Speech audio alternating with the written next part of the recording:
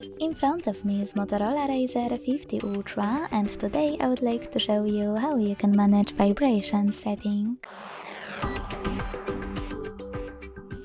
Begin by launching settings and scrolling down to access sound and vibration.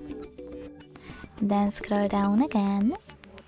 Tap on vibration and haptics over here and use this switcher to activate it. You can switch them off by tapping on the same one. If you decided to enable them, you can adjust haptic feedback for all of those features by operating all of those sliders: ring vibration, notification, alarms, touch feedback, and media.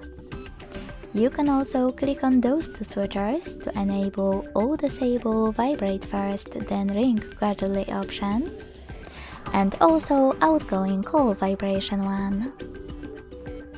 When you finished with all of those settings, go back and operate those two switchers as well, next to always show icon when in vibrate mode, and charging sounds and vibration. Thanks so much for watching. If you enjoyed this video, leave a like, comment and subscribe. Bye!